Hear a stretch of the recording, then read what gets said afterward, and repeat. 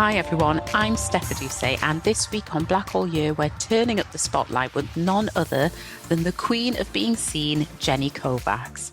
Jenny is a powerhouse speaker, mentor, coach, and businesswoman. She is a visibility specialist on a mission to help professionals show up and shine. She's appeared regularly on the BBC, spoken to audiences across the globe, and is the creator of the Visibility Activator System, which is a game-changing framework built on 5 powerful pillars that help you raise your profile without selling your soul.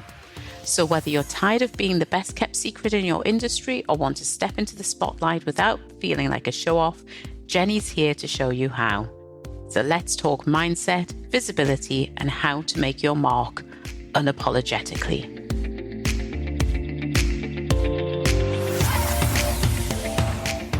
Hi, welcome to Black Hole Year, Jenny. It's really lovely to be able to actually talk to you because we've been connected online for quite a while, and we met, it's pre-pandemic, I think, when we met face to face, which now is 5 years ago easily, if not more. So lovely to meet you online. And Jenny, you are, I knew, I could remember you had a title. I was trying to think, what's the title? And then I spotted it, the Queen of Being Seen. So tell us about what makes you the Queen of Being Seen and about you and what you do. So this is interesting. I often, even after like nearly 15 years, I still feel like I have to explain the Queen of Being Seen. So let me talk about how that came about. When I started doing this officially in 2010, I was working with clients to help them really with like their presentation skills and if they were nervous about that kind of stuff. And very quickly afterwards, a lot of them would contact me and say, yeah, I'm definitely more confident and I'm doing A, B, and C now. And then they said what felt like really random things. One of them said, oh, but I've just done this thing for Channel 4. Thought, really? And, oh, I've just been called into Parliament to do this thing. I was like, really? And it turned out that the confidence that they were kind of gaining, I guess, was having them being seen in lots of places. So I was in a mastermind group and a coaching group, and we were talking about this, and somebody said, oh, it's always good to have a name or something you're known for. And I said, but I haven't got one. And we were talking in our group, and I told them some stories of some of my clients, and they said, oh, so you're like the Queen of Being Seen. Now, I'd love to tell you that I went, yeah, that's brilliant, that's excellent. But what I actually said was, this group was based in America, and I said, that might work in America. But if I go back to the UK and go into corporate settings or go into business settings and say I'm the Queen of Being Seen, they're going to think that I'm really arrogant. So I don't know, but I sat with it. So in the same way that someone says, oh, I'm the queen of doing A, B, and C, that's how that came about. And the first time I remember being at a conference, it was a very kind of proper conference, and they introduced me as Jenny Kovacs, the Queen of Being Seen. I've never had so many heads of banks and pinstripe suit wearing men come up to me and say, I really like the fact that you're the Queen of Being Seen. That's excellent. So then I thought, well, I'm going to embrace it. And that's how it came about. So your listeners and your viewers might be thinking, but what do you do? So essentially, I specialize in visibility. I have to say that very specially, because for those of you watching on captions, it sometimes captures as invisible, which I really don't want. So I somehow, and I think it might unfold as we have this conversation, but somehow it doesn't matter who the person is, who the brand is, what the product or service is. People can come to me and say, I really want it to be seen. And it's like something clicks in my brain, like a little Rubik's Cube. And I'm like, okay, for you, speaking, for you, writing, for you, have you tried this? Have you tried that? It's like I can extract this combination of the best way. Sometimes it's the people, but sometimes it's their product, service, or value. I can create that to be seen. So after helping people with their visibility, I realized that, well, how can I help more and more people to do this, like at scale? So I, again, was working with a coach and worked with a mentor. And I thought that I had to hear every single person's individual story so I could bespoke something for them, which to a point is true. But what I also realised, and I'll happily share this with your audience as well, what I realised was that if I had thousands of people lined up in front of me, even though they're all unique and offer something very different, there were 5 really key steps, 5 really key pillars, if you like, of things that I would repeatedly ask them about, tell them to do, that was easy for them to repeat. In fact, the visibility vibe system, as it's now known, is so easy and so doable. I think people think, oh, that's too easy. I need to go and find the algebra of it, the harder way to do it. So that's how all of this visibility work kind of came about.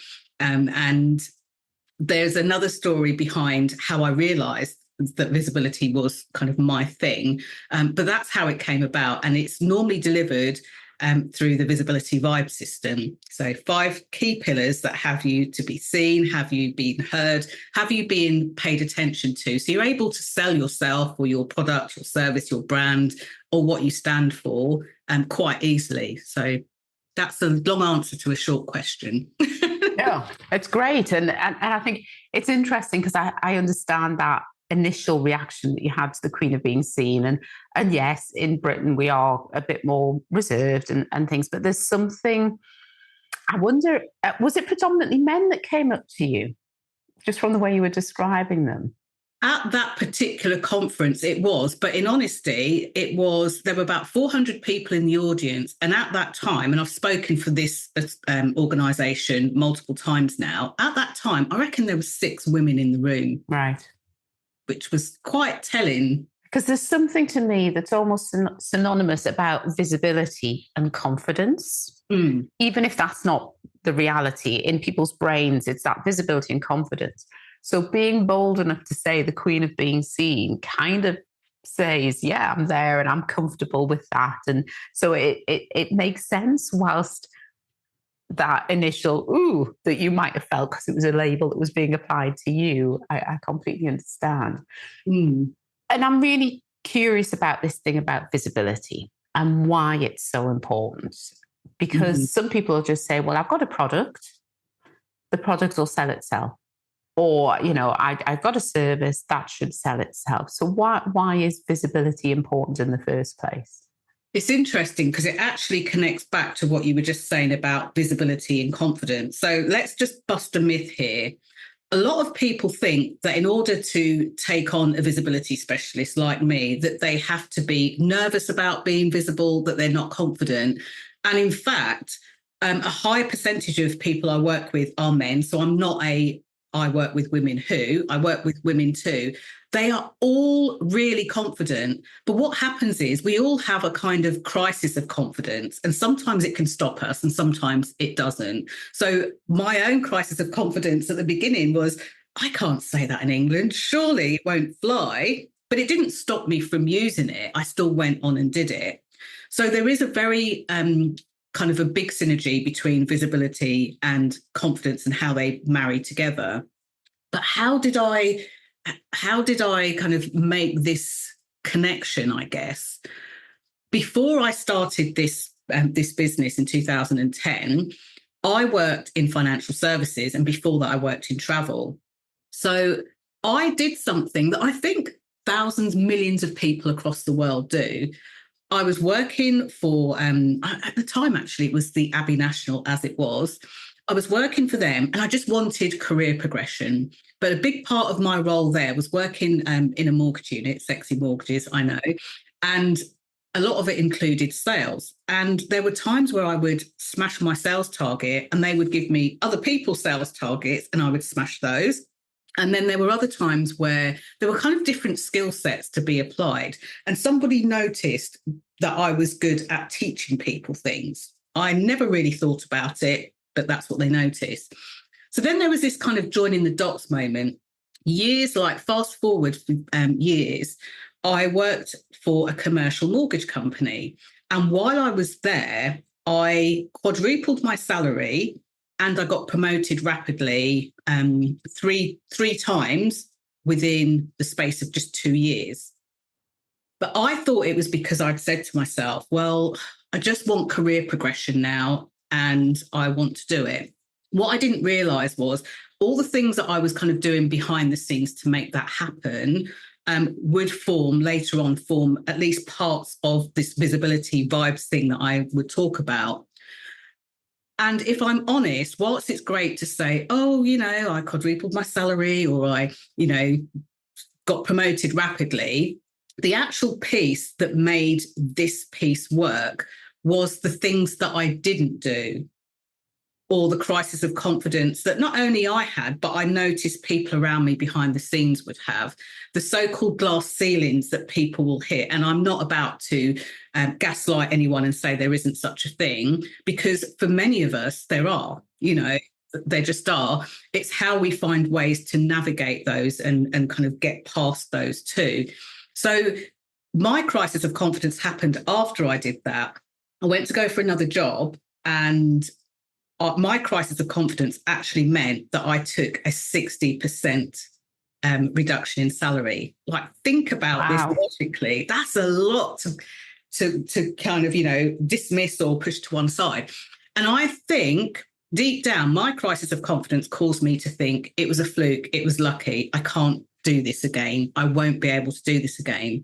So I have a really strong empathy with anyone I meet. And I've worked with some really successful people and brands. I don't kiss and tell even to this day. But I've worked with some really cool people doing brilliant things. And it's almost like, if I can see them on the way to a crisis of confidence, or if I think they're kind of, they're there, or they express that to me, it's almost like I know how to reach in and help them out of it again. When I realized that it almost felt like a life purpose thing. When I look back in my life and join the dots to even when I was a child, I started to see it almost like my life prepared me for this. So if I was in a boardroom and I was the only woman and woman of color in there, that actually made me stand out. So how could I use that for the benefit of me, for the benefit of them, for the benefit of the company or the industry? So I became curious in that and somehow found my way. So I think working with the coach and mentor back in 2010, it almost helped me to pull everything out of my brain and line it up so that it made sense, not just to me, but to other people too. So I could pick out this piece and be like, okay, here's what's going to work really well for you. Let's dive deeper into pillar 5, or let's dive deeper into pillar 1. So it feels like a happy accident, actually, but that's kind of how it all kind of came about. Something that you said there triggers was something that a moment that I had. So when you were saying when you're the only woman or the only person of color in a room, you do stand out. And for me, it was the start of me dealing with imposter syndrome, and it was that thing of I think differently, I look different. Quite often I'm a different gender, and I always stand out. And then I suddenly realized if you stand out, you're outstanding. I love that. And that little thing that clicked in my brain. And I thought, well, if I'm going to be outstanding, I'm going to be outstanding. So I think there is something about that, because you're right. Quite often when you are, particularly somebody who is black or brown, you are going to be seen. Mm. And you then have a choice about what you do about that, because some people will see that negatively and some people will see that neutrally, and a few will see that positively. But you have a choice over what you choose to do with that being seen. Mm. But I think quite a few of us try to hide away because we're uncomfortable with being seen. Yeah, I so resonate with that, because the point, and this is going to sound really late in my life, but the point that it really hit me was 2020, George Floyd very publicly murdered, in my opinion, very publicly murdered, and the world changed. It did something to me. And I didn't actually ever watch the video. I almost felt like if I watch this, I'll be traumatized beyond belief. It made me question who I was, why I did things, what I was doing, how it benefited people. And one of the things, listen to how I speak.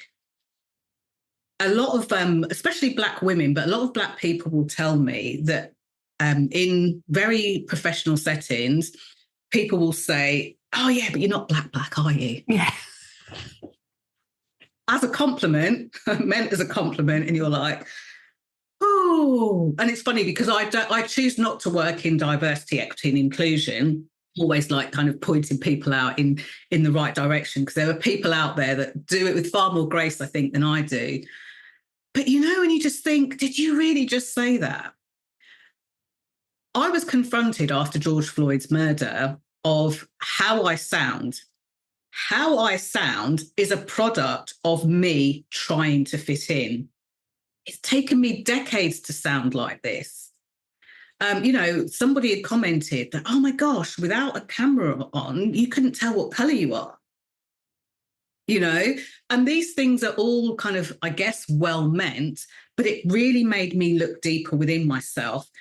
In a way, what masks am I wearing? How do I change my behavior? How do I code switch? What do I do to do all of that? And it's funny because I come at you with kind of straightened extension hair with pink at the bottom of it, which people often think, gosh, and what, you really go into boardrooms and you work with execs and things like that? And they all accept it. But there was a lot of almost derobing of myself to realize the person I'd become, what I wanted to keep, what I wanted to throw away, what I wanted to incorporate moving forward, and in a way, what I wanted to make a stand for. And the thing that I will make a stand for all day, every day, is that whoever I'm speaking to, it's your voice matters. Even if you've been in places where people will kind of poo-poo you, I always talk about the look when people start at your feet and very slowly look up to your face. And you're like, oh, okay, that's what we're going to do today. I think people's voices matter. And the thing that I find is that different people have different scales of being told that they don't matter, verbally or non-verbally. And this is why I talk about ceilings and things. There are glass ceilings, there are gender pay gaps, there are injustices done against people with brown and black skin.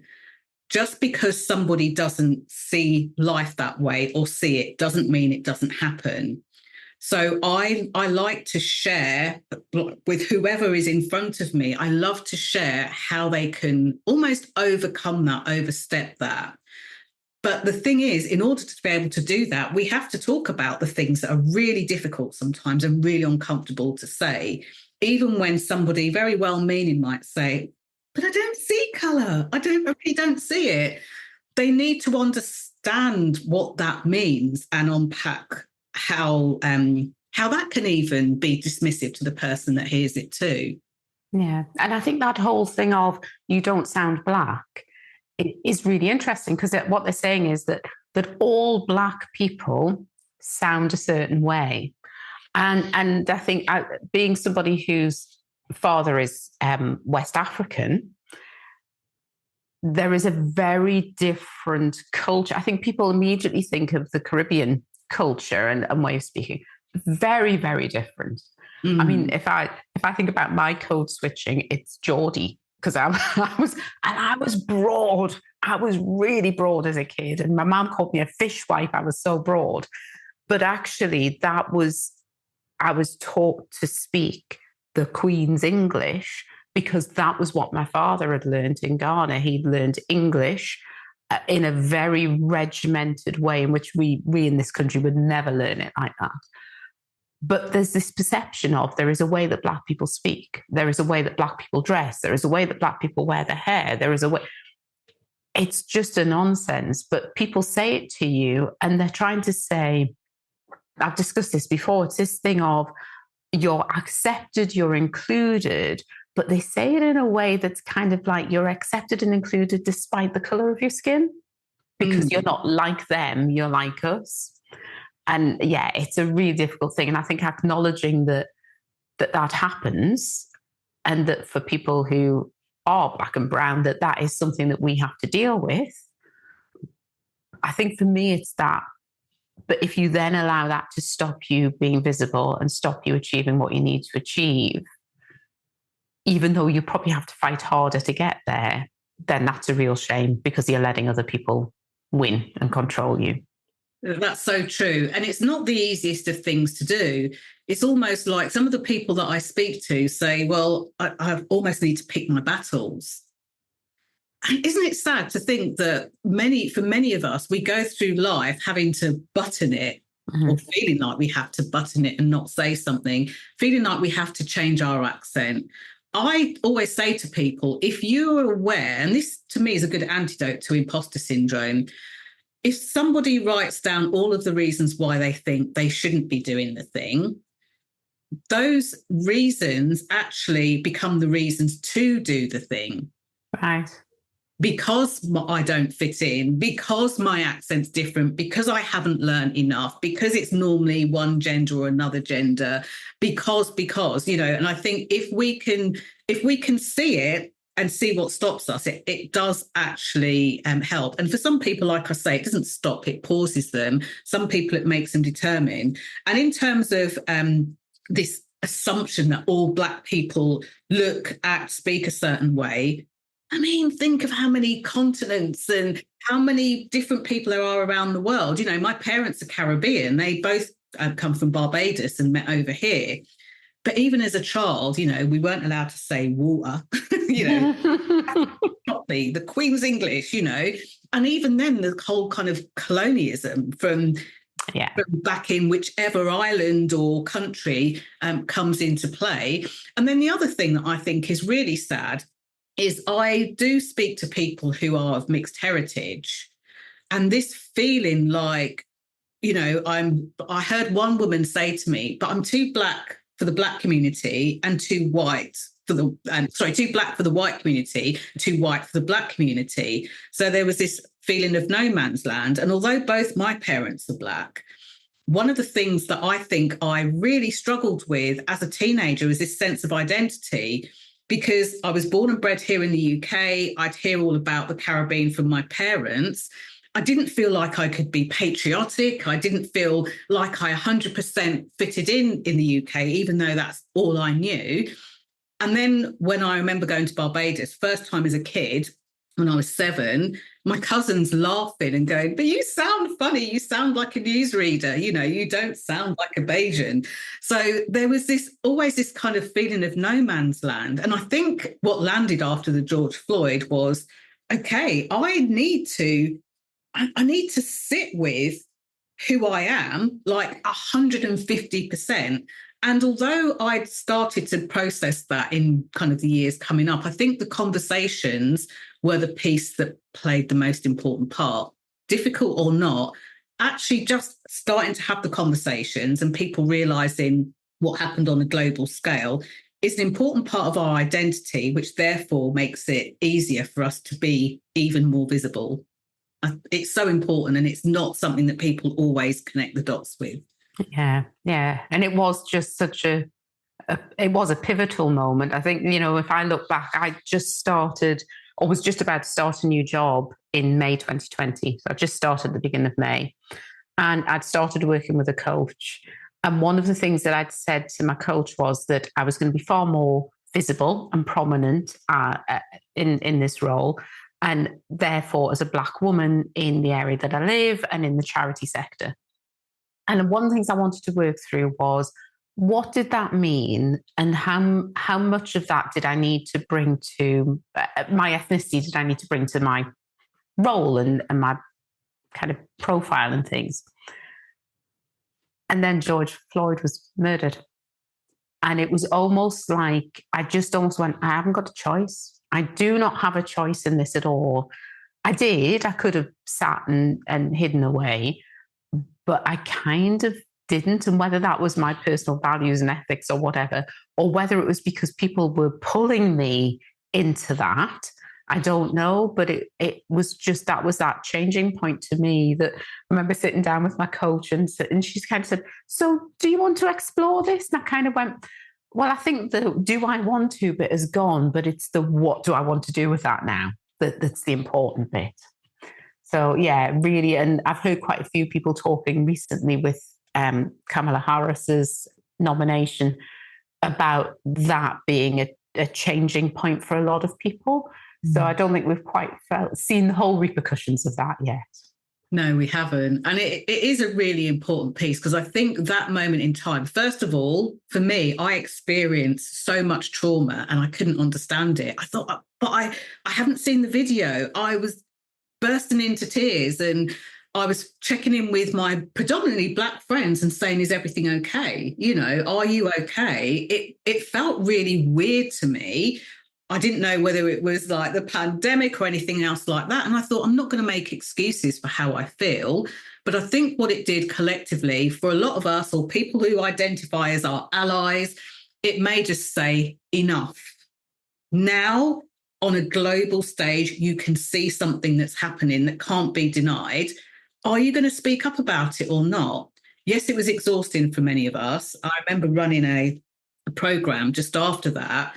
For the first time ever in my career, I had to say, this is for white people only. Oh my gosh, I remember writing the page, but I really felt it in my body. It felt so alien to me, having to kind of segment it in this way. But it was visibility for difficult conversations, and it talked about race. And it was just things that I was sharing. I had to make it ironically a really safe space, because I needed people to say what they really thought and what they really felt, and then kind of unpack that for them. But things like sharing, imagine that for all of your life, you look in a shop window and you see the shop dummy, and the colour of their skin isn't the same colour as yours. Like, these are kind of very silent, unspoken ways that people are told you're not enough, you're not included. It was like, and it sounds a funny thing to say, the light bulb moments that went off for so many people in that time were just amazing. So explaining things like flesh-coloured plasters and, you know, ballerina, you know, things for ballerinas, skirts and things like that. Not that I ever did ballet. It was just, it almost seemed like this should be obvious. But I think the most important thing that came out of that period was our ability to speak about it, because without having conversations about it, like, how on earth can we even start to tackle this, dismantle this, or change it? So one of the things that I loved, if I can say that, about after that period, were there were people that said, you know what? I didn't realise I was racist, or I did realise I was racist, but I've actually changed my mind. I mean, that's change, right? Exactly. I'm going to have you on another show, because one of the things that I'm coming more to is that what you did there, that leaning into some of those conversations and really getting curious about why people hold those views and where they come from. Yeah. Because I don't think, whilst you've got to call it out, the combative way is not bringing about change. It's actually bringing about further division. So we'll I'm sure we'll get onto that. But I want to know about this visibility system. So what did you call it again? It's the visibility vibe system. So here's what it means for people. Basically, it's called the vibe system because the 5 key pillars, vibes is actually an acronym for it. And what's really strange about it was I had to unpack what those pillars were first. And then when we laid it out with lots of Post-it notes and scribbles and all that kind of stuff, I realised that for each pillar, I think it's spelled VIEBS, but that's going to be really hard.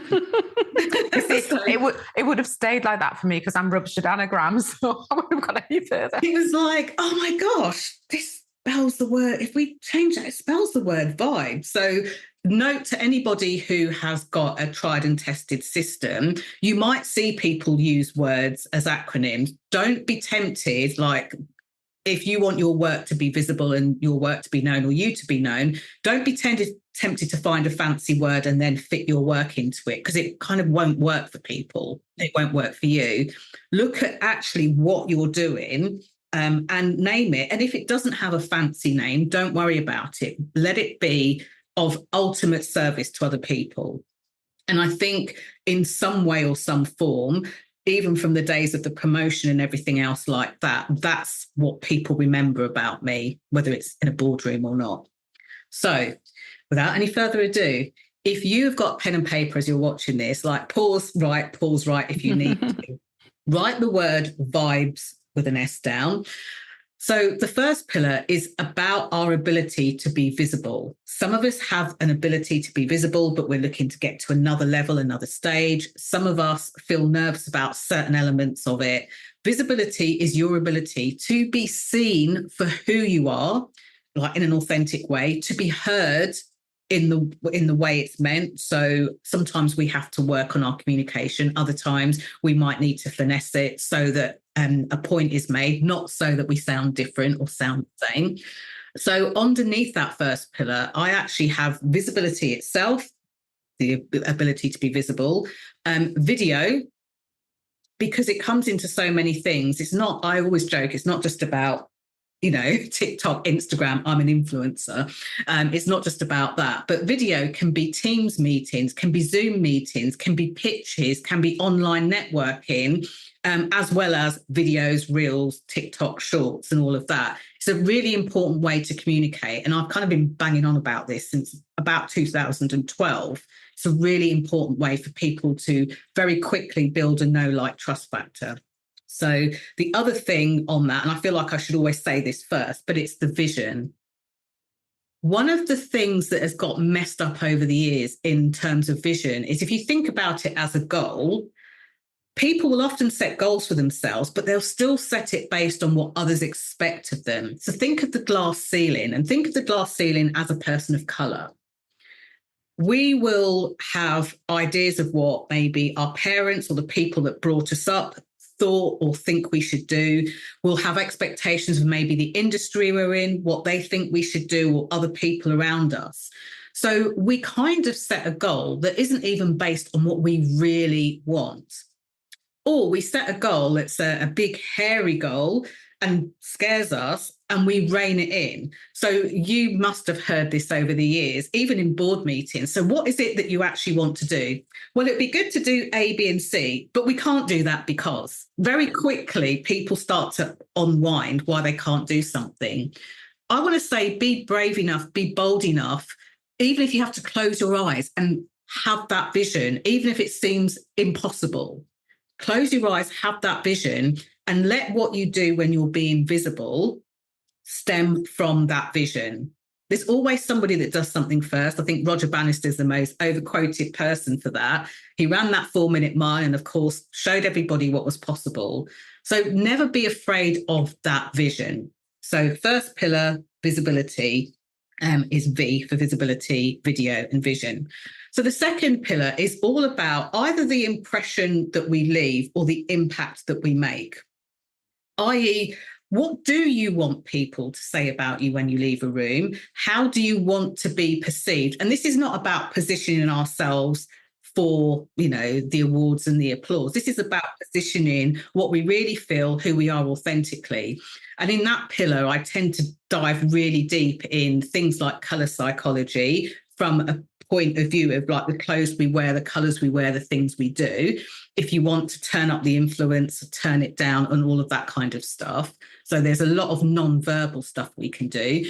I do talk even more about the mindset of it, and not from a tricking people with tips, but really how to be in ourselves, and how to think, as you said at the beginning, how to think differently in a way that's going to serve them and going to serve you. So second pillar, I, is for impact. The third pillar, B, actually stands for our biography. And I feel like I'm still learning on this. But one of the things is that people often overlook, and I realised this when I had my own kind of career progression, our biography normally finishes up as a CV or finishes up as the story of me, Jenny. But actually, if we are selling an idea, a product, a service, a way of thinking, if you think about that as an entity, that has its own biography. So it's like the vibe system could be, yes, to be more visible, but actually the story of the vibe system is what can happen when we hit a crisis of confidence. And I want people to be able to kind of scale and skate over that crisis of confidence so that it serves them. So it doesn't always have to be, in the entrepreneurial world, a lot of people will say, I was poor, living under a bridge, and then all of a sudden, here's my Porsche, here's my mansion, here's me. that is the story for some people, but not everyone's story. So B is the biography, which could be you or could be the product or service. E is around your energy, is around your vibe. One of the things that people sometimes inadvertently do when they come into my world, they like something I say or the way I say it. And then I see them almost like reproducing that in the world. The reason I get upset about that is because I'm like, no, ting, ting, ting, we want to find the real you. Come on out to play. People don't need to see me, and as you, they want to see who you are. So our energy, like if we're stoic, be stoic. If we're like all over the place, be all over the place, like embrace it. And this idea that we're just one person, people say be yourself, well-meaning, well-intended, but actually we are an amalgamation of different identities. And I really like playing with those identities so that people show more of who they are, and that really comes out too. So your energy. The other thing that I do want to say about energy on a very kind of basic sense is, for some reason, I see it more in cis women than men. But what I do see is burnout, the high percentage of burnout. Occasionally, men burn out too, but I see it in a lot more women, a lot more cis women.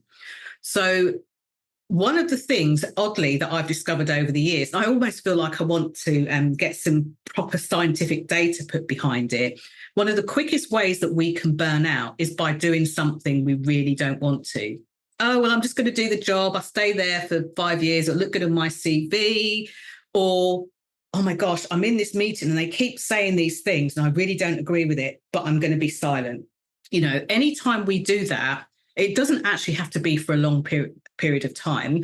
We will burn out mentally, physically, and everything else. So I'm a bit of an advocate for, like, I want to wave the banner to stop people burning out, which also is strange because I'm not a burnout specialist. But if I see it, I tend to point people in the right direction for that. So V, visibility, I, impact, B, biography, E, energy, which brings us to S. Two things here. One is the way we speak about what we do. Again, nothing to do with how we sound or how we articulate or our accent or anything like that. I remember doing a talk at the, I keep going to say the O2, it's not, at the Excel. And one of my fellow speakers actually had and still has a stammer. And I absolutely loved that they were still able to speak, still able to do that. It's not about let's get rid of the stammer and now you go to speak. It's nothing to do with that. Speaking in a way where you embody what you're saying means that people feel the passion for what you do. And that can be as an employed professional, can be as an exec, can be as somebody, I keep saying working in the post room, but only certain people understand that now, don't they? I'm like, I'm aging myself here. It doesn't matter how junior or senior you are, being able to articulate what you need to articulate in a way that influences people around you is so important, because the other S under that is how we sell ourselves. And quite often people will say, yeah, but I'm not selling a product or service, or I'm not part of the sales team for this company. I'm part of marketing, or I'm part of HR, or I'm part of, the office operations. We always sell ourselves. And I know this sounds creepy, but people are always watching us. People are always paying attention. So if you are able to be yourself and sell yourself simultaneously, when you think that people aren't watching and when you think that people don't need to hear it outside of the interview, then that will have reams and reams of benefits for you. So vibes are the 5 steps. Now, if I play this backwards, it makes even more sense. How can we speak about what we're passionate about, what we're great at, if we don't value what we do and we can't articulate that? How do we articulate that if our energy is off? We're saying one thing, but we mean something else. People smell that from a mile away. And how do we do all of that if we're not sure which stories to tell? People always think there's just one story, a signature story, but actually we are multifaceted. So how can we do that if we don't share the right story for the right job, so the right tool for the right job? And then, well, how can we impact the world, the people around us, create change if we're not sure how to make that impact? in a great way, which takes us back to then how can we convey the vision that we have, whether it's in your first 100 days, whether it's in you've been brought into an organization to make a change, tough changes or otherwise, whether it's you've decided to be entrepreneurial and let people know about something. If we don't have a vision, it's like getting in a car and saying, I'm going to go, I don't know, somewhere in the UK, I don't know where. Is it north, south, east, west? Is it Scotland? Is it Newcastle? Is it London? Is it Cornwall? If we don't know where we're heading towards, that can have us flailing, and our ability to be visible can be really difficult. Our messaging's off. We don't know what to say. We don't know how to really make a stand for ourselves. And this is something that I see more in Black and brown people too, because often they're being pulled from pillar to post. They're trying to fit a narrative, or they're trying to fit in, or they're trying to placate people around them. I'm not the angry Black woman, honest, there's so much for them to do. It can pull them in lots of different places. So hopefully that all makes sense in terms of the vibes. It does. It sounds great. But as you're going through it, it makes perfect sense. Mm-hmm. But I'm also thinking, I can understand why people work with you because there's a lot in there, isn't it? It's really, really complex. Yeah. And I know that you practice what you preach. So you're in the middle of a sprint at the moment. Tell us a bit about that. Yeah, sprint or a marathon. So I've done this before. In February 2023, for reasons that I perhaps will go into maybe, I decided that I was going to consistently go live this time on my personal Facebook profile, because professionally it didn't faze me, and I was going to do it for 365 days, and I did. Weirdly, people kept saying to me, oh, you're going to keep going? I was like, no way. And then only a few months later, after doing a round of confidence on camera, one of the attendees said, I feel like I want to go out there for 365 days. And I said, actually, I fancy doing it again too.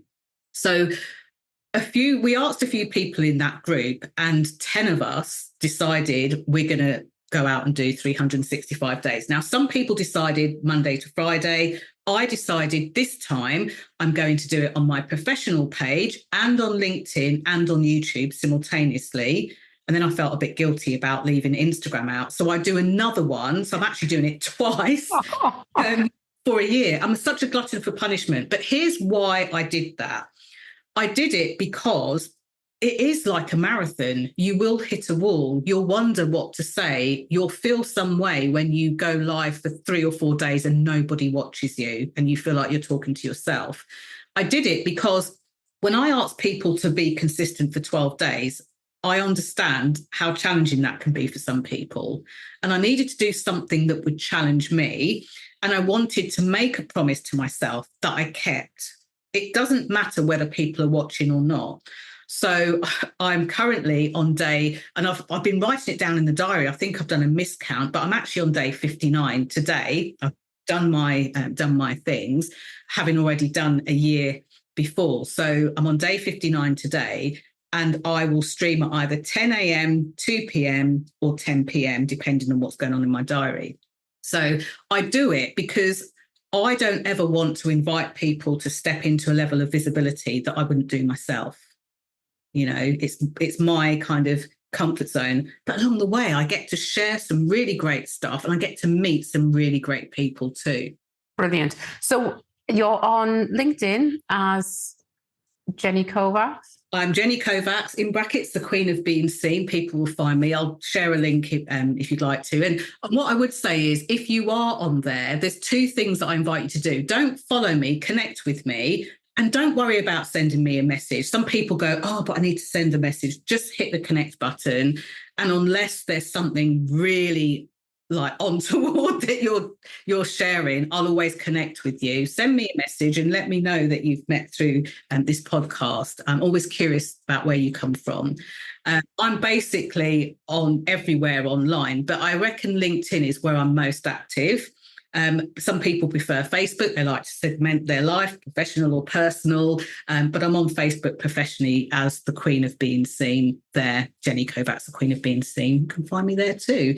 But what I am really focusing on, like 14 years in, is I want to actually grow my YouTube channel. So there is a video being officially put out there every day and some parts in between. So I'm just asking people, if they find me on there, please subscribe and, say hello, comment, say hi. Great. And we'll pop all of those contacts in the show notes. And the podcast is also on YouTube. So I'll see if there's some fancy way that we can connect the two up as well. So that'd be great as well. I'll be talking about it. And this is something else, I guess, kind of Billy bonus that I want to share. I think as speakers, we can sometimes be in our ego about speaking, presenting, sharing, podcast hosting. I will tell people that I'm on this podcast. I will share it far and wide. There's no ego for me, because what serves you serves me. Like, let's get it out there. So if you are ever invited to speak, and as long as you're able to, this is not necessarily you, but anyone else as well, make sure that in the run-up before that you tell people that you're about to speak, not the day before, not the night before. And I know it's nerve-wracking. What if I mess it up, or what if I bomb? But tell people as much and as far in advance as you can. Like, give some credit to the people who are working hard and putting everything together and, getting bums on seats. Let people know during the time. I often, to much people's amazement, will stand at the back of a busy room and do a quick 60-second video. I'm at such and such, and I'm doing this, and I can't wait. And I'll let you know how you can find it. And keep sharing afterwards as well. You've got this podcast, and why would I keep you a secret? I want to share it with you. There are things that, not even in this episode, but there are things in previous episodes that you've shared that are so juicy for people. So if you are speaking, whether it's online, in person, on a stage, at a conference, get into the habit of sharing before, during, and afterwards. It really serves the world in a much bigger way. Brilliant. Jenny, thank you so much for your tips and your wisdom. And I'm sure people will take a lot from this session. So thank you. Oh, thank you. I hope you've enjoyed that episode of Black All Year. It would be great if you could subscribe and review, because not only will it make sure that you get the content, but it'll help other people to find it too. Take care.